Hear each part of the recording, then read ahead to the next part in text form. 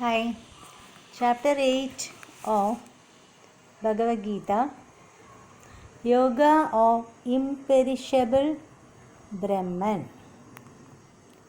Arjuna Uvacha, Kim tad Brahma, Kimadhyatmam Kim, Karma Purushottama, Adibhutam cha Kim, Proktam Adidaivam Kimuchyade.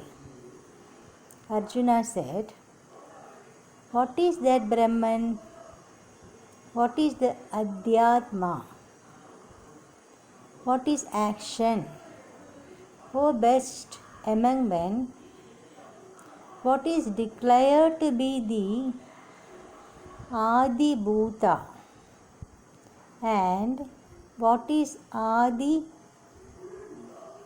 Deva said to be?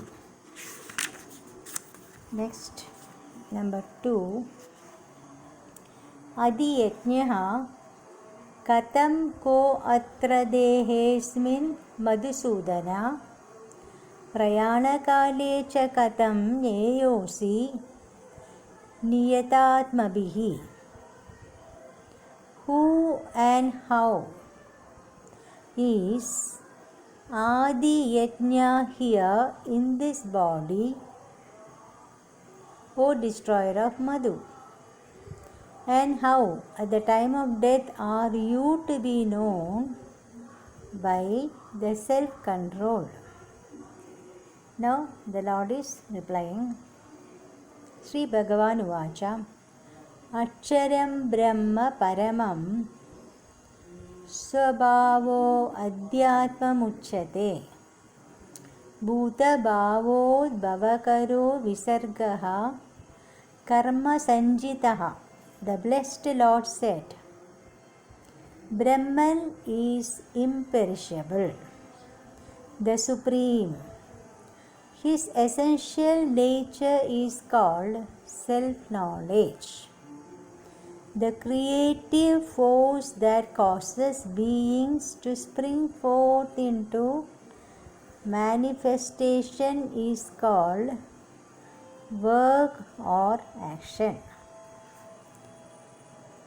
Number 4. Adibhutam charo bhavaha purushashchadidevatam Adi yajno ahamevatra dehe dekabhritam vara. Adi Bhuta or elements. In Sanskrit it is Adi Bhuta they have written. Adi Bhuta or elements constitutes my perishable nature, and the indweller or the essence is the Adideva, that is the consciousness or spirit. I alone am the Adi Yajna here. He is the supreme Yajna or sacrifice in this body, O best of the embodied. Next one. Antakale cha mameva smaran muktva kalevaram yaha prayati sa madbhavam yadi nastyatra samsheha. And whosoever leaving the body goes forth remembering me alone at the time of his death, he attains my being. There is no doubt about this. Next one. Yam yam vapi smaran bhavam tyajatyande kalevaram tam tamevaiti kaunteya sada tadbhava bhavitaha. Meaning, whosoever at the end leaves the body thinking of any being, to that being only he goes. O Kaunteya, means son of Kunti, because of his constant thought of that being. Number 7.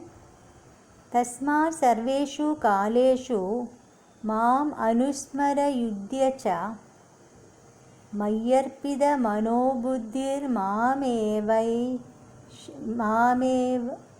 मामेवैष्यस्य संशयम्.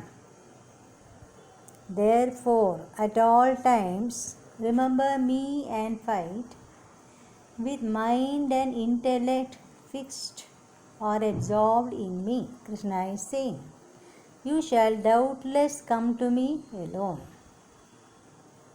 Next one, number 8. Abhyasa yoga yuktena chetasa nanyagāmina paramam purusham divyam yati parthanuchintayan.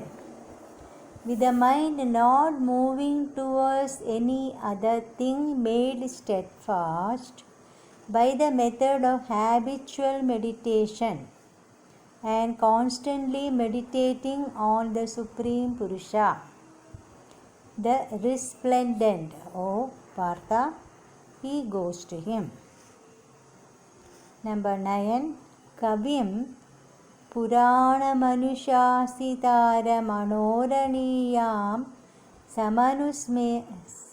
समनुस्मरेद्यः सर्वस्य दातारमचिन्त्यरूपमादित्यवर्णं तमसः परस्तात्. Whosoever meditates upon the omniscient, means one who knows everything, the ancient, the ruler of the whole world, minuter than the atom, means smaller than the atom, the nourisher or supporter of all, of form inconceivable, effulgent like the sun, and beyond the darkness of ignorance.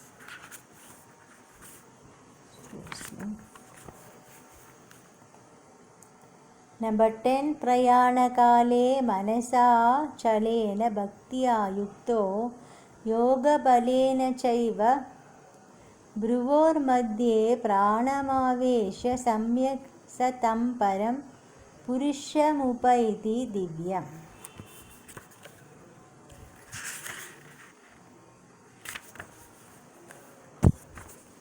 Number 10. Meaning, at the time of death, with an unshaken mind full of devotion, by the power of yoga, fixing the whole prana or breath between the two eyebrows, he, the seeker, reaches the supreme resplendent Purusha, that is Lord Krishna.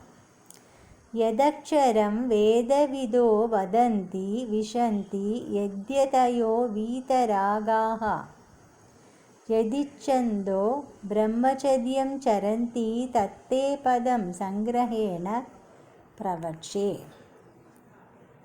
Meaning, that which is declared imperishable by the Veda knowers, that into which the self-controlled and desire-freed enter, that desiring for which brahmacharya is practiced, that goal I will declare to thee in brief. Number 12. Sarvadvarani samyamya manohridi nirudhya cha मूर्धन्या ध्यायात्मनः प्राणमास्थितो योगधारणam. Having closed all the gates, having confined the mind in the heart. Here gates mean gates of the body, different holes in the human body. Having confined the mind in the heart, having fixed the life breath in the head, engaged in the practice of concentration. Next one. Om ityekaksharam brahma vyaharan mam anusmaran yaha prayadi tyajanteham sayadi paramam gadim. Excuse me.